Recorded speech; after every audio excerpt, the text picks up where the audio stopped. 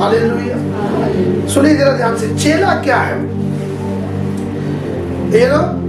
ठीक वैसे ही यदि कोई परमेश्वर को कंप्लेंट करे, मैं तो एक्टिव सदस्य हूं चर्च का, मैं तो अच्छे काम करता था, प्रार्थना भी करता था, लेकिन मेरे साथ ऐसा क्यों? मैं आपको क्या बताना चाहता था एक्चुअली, सुनिए, हम परमेश्वर से कंप्लेंट, हम क्या कर रहे हैं? नेगेटिव कंप्लेंट बहुत जल्दी करते हैं। क्यों? हम प्राण से प्यार कर रहे हैं। इस आयत में जब आप पढ़ रहे हो, अपने आप का इनकार कर, अपने प्राण का इनकार कर, अपने प्राण को बैर कर, अपने प्राण का बैर ना करे, वो मेरा चेला नहीं हो सकता। यदि प्राण को कोई बचाएगा, ओ मेरा घाटा हो गया, मेरा नुकसान, मैं यीशु मसीह को थोड़ा सा पीछे चली जाऊंगा, मैं चली जाऊंगी, अब मैं यीशु में प्रार्थना नहीं करूंगा, अब मैं बाइबल नहीं पढ़ूंगा, अब मैं चर्च नहीं जाऊंगा। वो नहीं देख रहे हैं आप चर्च बैठे ही हो ना, वो भी परमेश्वर की सबसे बड़ी कृपा है। कुछ लोगों को चर्च बैठने को भी नहीं मिल रहा, बचा ही नहीं जा रहे, लेकिन आपके बस कंप्लेंट नहीं खत्म होता। आप परमेश्वर को बार बार अपने प्राण को बचाने के लिए आप उससे भीख मांगते, जबकि वो कहता अपने प्राण से बैर। बहुत जबरदस्त है। पढ़ो एक बार जरा, दोबारा पढ़ो। यदि कोई मेरे पास आए और अपने पिता और माता और पत्नी और बच्चों और भाइयों और बहनों वरन अपने प्राण को भी अप्रिय ना जाने, तो वह मेरा चेला नहीं हो सकता। किसको अप्रिय जानना है? पढ़ो दोबारा, नीचे वाला। अपने पिता और माता, अपने पिता और माता और पत्नी और बच्चों समेत, आगे, और भाइयों और बहनों वरन अपने प्राण को भी अप्रिय जान। अपने प्राण को भी अप्रिय जान। सबको तो अप्रिय जान नहीं है, यीशु के बाद है ये सारे।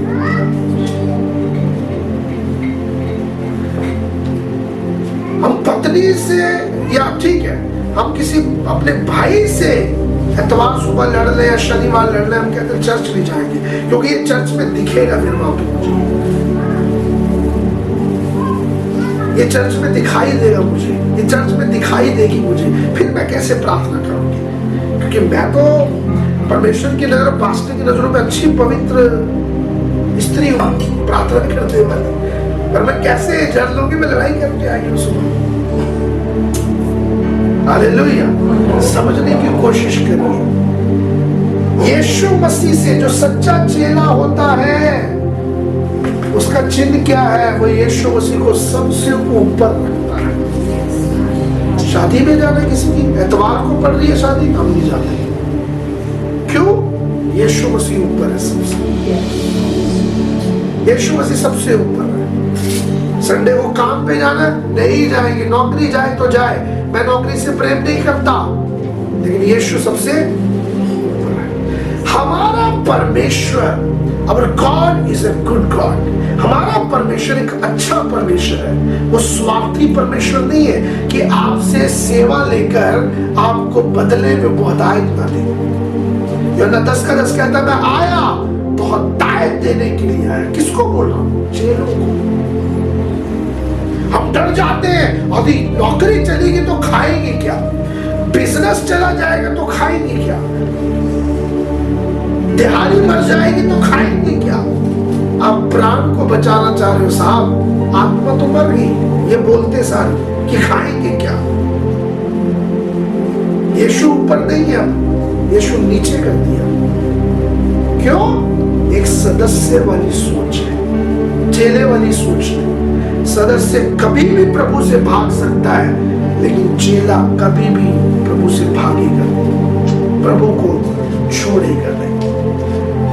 चौथी निशानी चेले की, पढ़िए जरा, यूहन्ना 8:31 पढ़िए।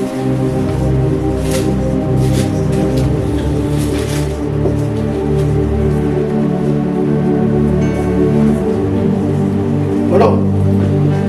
तब यीशु ने उन यहूदियों से जिन्होंने उस पर विश्वास किया था कहा, यदि तुम मेरे वचन में बने रहोगे तो सचमुच मेरे चेले ठहरोगे। वचन में बने रहने वाला व्यक्ति, सदस्य ही उसका चेला बनता है। मैं गलत बाइबल तो नहीं पढ़ रहा हूं। अगर यीशु मसीह को सदस्यों से इतना प्यार होता, मेंबर से इतना प्यार होता, तो वो मेंबर लिखता है इधर, सदस्य लिखता है इधर। यदि तुम मुझ मेरे वचन में बने रहोगे तो मेरे सचमुच सदस्य बनोगे। नहीं नहीं नहीं, वो कह रहा क्या बनोगे? मेरे चेले बनोगे। क्या बनोगे? क्या बनोगे? चेला वही होता है जो वचन में स्थिर रहता है, जो वचन में बना रहता है, जो वचन की चट्टान पर खड़ा रहता है, जो जिसका बेस वचन है। हम सदस्य से चेले बनने में यीशु को सबसे ज्यादा खुशी। आगे बताऊंगा क्यों। यूहन्ना 13:35 पढ़िए। 5वां, अच्छे चेले के चिन्ह क्या है उसके बारे में बात करो। 5वां पढ़िए। यदि आपस में प्रेम रखोगे तो इसी से सब जानेंगे कि तुम मेरे चेले हो। 5वीं पहचान क्या है एक अच्छे चेले की? आपस में प्रेम रखना।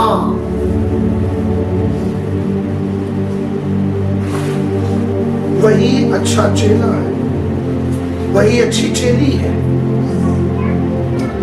जब प्रेम खत्म हो गया,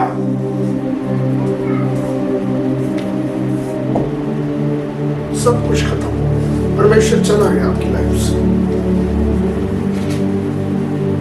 पढ़िए जरा। यदि तुम आपस में प्रेम रखोगे तो इसी से सब जानेंगे कि तुम मेरे चेले हो। किसको जानने के लिए हम बता रहे हैं कि मसीह के चेले हैं? वो लोग जो मसीह को नहीं जानते। तब सब जानेंगे कि तुम कौन हो, तब सब पूछेंगे कि तुम कौन हो, तब सब कहेंगे कि अब तुम कौन हो। वो कहेंगे ये तो यीशु के चेले हैं। आज दुनिया भर में क्यों मसीह का इतना डंका बजता है? क्यों क्रिश्चियनिटी नंबर 1 पे है? क्यों क्रिश्चियंस लोग टॉप में है? क्योंकि वो प्रेम करने में कोई कमी नहीं छोड़ते।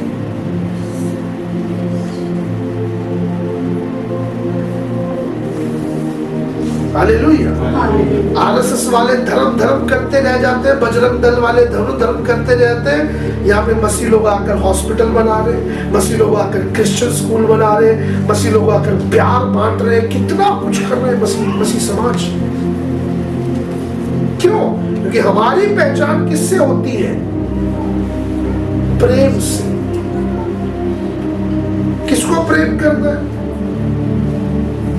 जिसको मसीह में लेकर आना है। कोई मसीह से भटक गया है, कोई भी हो, रिश्तेदार हो, कोई भी हो, उसको बोलना यार हम अभी भी आपसे प्रेम करते हैं, आप बड़े प्रभु में। मैंने प्रभु को मुंह दिखाना है कल को जाके, क्योंकि आप वो उनको बोलना नहीं है बात, मन में सोचना आप वो मोहरे हैं जो प्रभु ने मुझे दी थी, मैं देखभाल नहीं कर पाई, लेकिन आज से मैं प्रेम करूंगा आपको और आप मेरे साथ आगे बढ़ो, कलीसिया में जाओ, वचन को सुनो।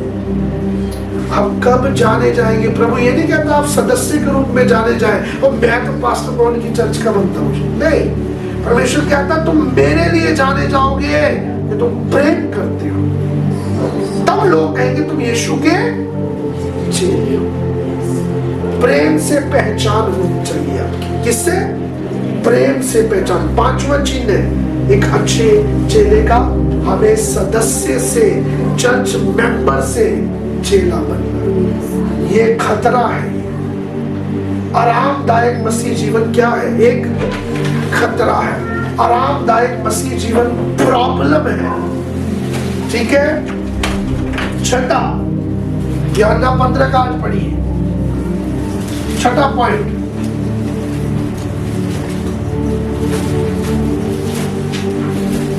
मेरे पिता की महिमा इसी से होती है कि तुम बहुत सा फल लाओ। यूहन्ना 15:8, यूहन्ना 15:8 लिख सकते हैं आप भी। हाँ, पढ़िए जरा, दोबारा पढ़िए। मेरे पिता की महिमा इसी से होती है मेरा पिता कब खुश हो रहा है?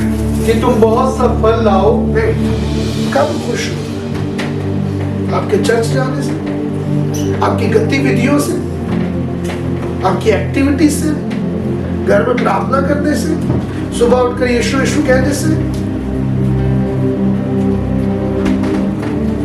फल लाना जरूरी, वो भी कम नहीं, बहुत सा फल।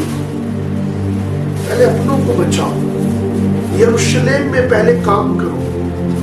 पेट्रो का में काट क्या कहता, जब पवित्र आत्मा तुम पर आएगा तुम गवाह ठहरोगे। यरूशलेम, यहूदिया और सामरिया में जाकर मेरी गवाही दोगे और पृथ्वी के छोर तक मेरी गवाह ठहरोगे। यरूशलेम क्या है? हमारा अपना घर। कौन मसीह में नहीं आ रहा? बढ़ाओ उसको। कौन प्रभु में नहीं बढ़ रहा? कौन अपने जीवन को नाश कर रहा है? आपको अच्छा लगेगा आप स्वर्ग में एंट्री कर रहे हो और आपकी फैमिली वाले गिराए जा रहे हैं आग की झील में, नरक में? आपको अच्छा लगेगा देखकर? आप रोगे। और फिर यीशु मसीह भी आपसे पूछेगा, क्या मैंने तुझे मोहरें नहीं दी थी? क्या मैंने तुझे तेरी फैमिली नहीं दी थी? यहोशू 24वां अध्याय, उसमें क्या लिखा है? यहोशू कहता, मैं और मेरा घराना तेरी सेवा करेगा। वो घराने को पहले ही जीत चुका है। वो ये नहीं बोल रहा मैं पूछ लेता हूँ घराना मेरे साथ सेवा करो, नहीं। वो कहता मैं और मेरा घराना तेरी सेवा करेगा। पहले ही घराने को वो जीत चुका है, प्रभु की सेवा करता है, पहले चेला बना चुका हूँ। फल लाना जरूरी है, समझ रहे? प्राण से बैर रखना जरूरी है।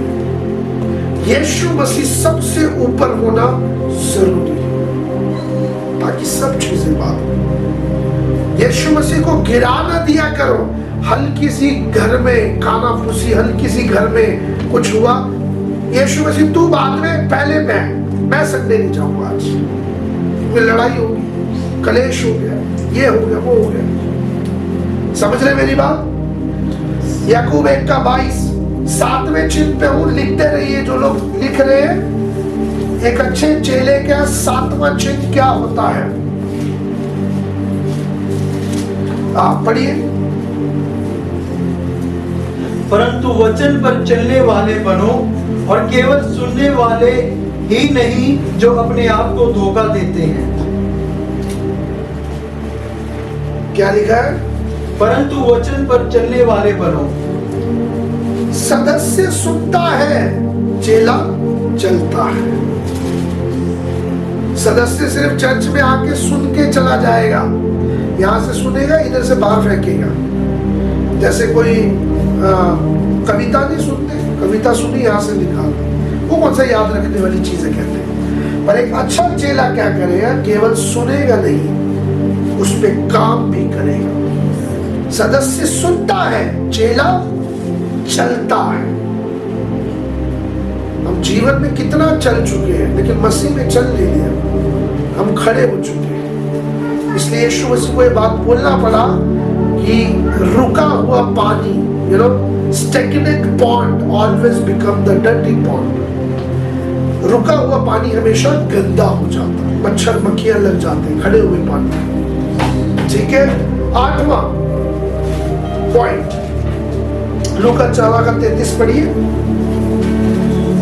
लूका 14:33। हाँ,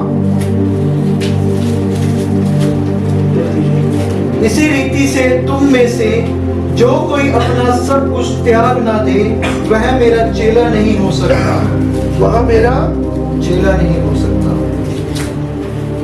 चेला नहीं हो सकता। यहाँ पे क्या मतलब है कि यदि कोई सब कुछ छोड़ ना दे, दोबारा पढ़िए, थोड़ा क्लैरिटी से पढ़िए। इसी रीति से तुम में से जो कोई अपना सब कुछ त्याग ना दे वह मेरा चेला नहीं हो सकता। हालेलुया। वह मेरा चेला नहीं हो सकता। जब यहाँ पे बात कर रहे हैं सब कुछ त्यागने का, तो यीशु मसीह ये नहीं कह रहा अपना कारोबार छोड़ दो, अपना काम छोड़ दो।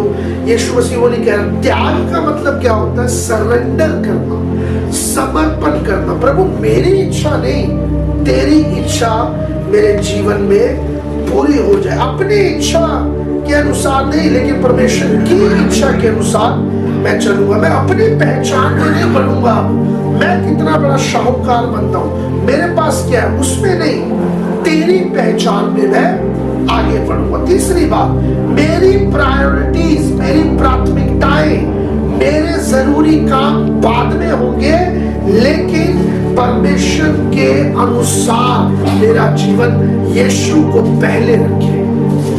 हालेलुया। समझ रहे मेरी बात? यानी मैं क्या चाहता हूं उससे हटकर परमेश्वर क्या चाहता है उस बात पर हमें आना है। इसका मतलब ये इस आयत का, समझ रहे मेरी बात? सब कुछ छोड़ने की तैयारी करने वाला ही अच्छा चेला होता है। पतरस ने क्या बोला? यीशु ने कहा पतरस अपना सब कुछ छोड़कर मेरे पीछे हो। कहां लिखा है पतरस भूखा मरा है? उसके बाद, सब कुछ छोड़ने के बाद। मछुआरा था, यीशु उसकी नाव पर पैर रखता है, कहता है नाव गहराई में लेकर चल। वो गहराई में ले जाता, आज्ञा मान रहा है, नेट डालता है, मछलियां आती है, ढेर सारी मछलियां आती है, पर उसकी नजरें अब मछलियों पे नहीं है, उसकी नजरें उसने हटा के यीशु पे कर दी। वो कहता अब मेरे लिए आशीष मायने नहीं रखती, अब मेरे लिए यीशु मायने रखता है। बिजनेस बड़ा है, वो अपनी एक बात है, वो अपना एक काम है, इंक्रीमेंट मिला है, सैलरी बढ़ी है, वो अलग बात है, लेकिन मेरे लिए तो यीशु नंबर 1 था ना। पतरस को जैसे यीशु ने बोला पतरस मेरे पीछे हो ले, पतरस ने क्या किया? पतरस तुरंत सब कुछ छोड़कर, सब कुछ त्याग कर, और उसने कहा मैं तेरे पीछे आ जाता हूं। ये होता है सब कुछ छोड़। पतरस भूखा नहीं मरा, बल्कि पतरस को इतना पावरफुल तरीके से यीशु ने इस्तेमाल किया, उसके बाद ढेर सारा पड़ा रहता था और वो लोगों को बांटता था। ऐसी सेवा पतरस से परमेश्वर ने ली है। चेला केवल सिखाया नहीं जाता, सुनिए ध्यान से, disciple is not just taught, he is transformed. चेला केवल सिखाया, यहाँ पे खत्म हो चुके 8 पॉइंट मैंने बता दिया आपको चेले के चिन्ह के। अब जिन्होंने 8 पॉइंट सीखे हैं वो लिखे हैं, वो देख लेना या एक दूसरे से पूछ लेना अगर नहीं लिख पाए हो, पर मैंने सब बता दिया इधर। सुनिए, चेला केवल सिखाया नहीं जाता, चेला बदलता है। यदि आज से, सुनिए, आज से 5 साल पहले भी आपका जीवन वैसा ही है जैसा आज है या था, और आज भी आपका जीवन 5 साल पहले वाला ही है, इसका मतलब आप बदले नहीं, इसका मतलब आप चेंज नहीं, आप ट्रांसफॉर्म नहीं हुए। ट्रांसफॉर्मेशन जरूरी है, माइंडसेट चेंज होना जरूरी है। अपने पुराने ख्यालातों को आज के मसीह जीवन में जोड़ना बंद करें। एतवार कितने लोग आए थे जब मैं प्रीच कर रहा था? माइंडसेट। एक उदाहरण मुझे खुद का मुझे बहुत बेहतरीन लगा। एक गांव में एक किसान है, एक व्यक्ति जाता है और वो कहता आपको, किसान को बोलता है, कहता इस गांव में बड़े खड़ूस लोग हैं, बड़े बेकार लोग हैं, बड़े गंदे लोग हैं। वो किसान कहता है हाँ सही कहा। दूसरा व्यक्ति आता है, उसी किसान से पूछता है, किसान यहाँ पे बड़े अच्छे लोग हैं, बड़े दिलदार लोग हैं, बड़े बेहतरीन लोग हैं। किसान कहता है बिल्कुल सही कहा, बिल्कुल सही कह रहे हो, ऐसे लोग रहते हैं।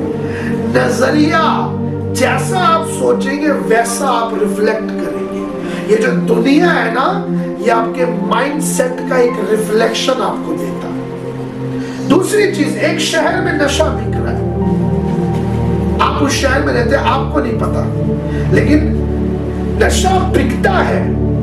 एक व्यक्ति आता है जो नशा खरीदना चाहता है और वो नशा करना चाहता है, वो आकर 1 घंटे में नशा ढूंढ देगा। क्यों? उसका माइंडसेट वैसा है, वो ढूंढ निकालेगा नशा कहां बिकता है। क्योंकि आपका माइंडसेट क्या है? आपका माइंडसेट नशा की तरफ नहीं है, आपका माइंडसेट सही है, लेकिन जिसको नशा चाहिए वो नशा ढूंढ लेगा। तीसरा उदाहरण में बताया शतरमुर्ग, ऑस्ट्रिच। ऑस्ट्रिच अपनी गर्दन छुपा लेता है, सिर्फ गर्दन, पूरा शरीर बाहर। ऑस्ट्रिच को क्या लग रहा है कि मैं छुप गया, गर्दन छुपा के। गलत सुरक्षा, गलत माइंडसेट का नतीजा है। हम सोचते हैं आज की रोटी मिल गई, बस खत्म, यही जीवन है, यही सब कुछ। हम कहाँ आगे बढ़ सकते हैं? हम तो अनपढ़ लोग हैं। ये वाला माइंडसेट ना सबसे खतरनाक माइंडसेट है, क्योंकि ये माइंडसेट आपको आगे नहीं बढ़ने देगा।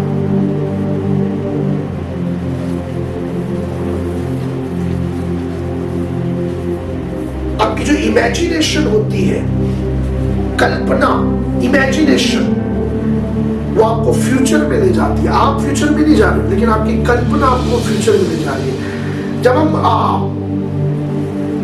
उत्पत्ति पढ़ते हैं 11वें अध्याय में ही है, निकालिए मत, सुनिए ध्यान से।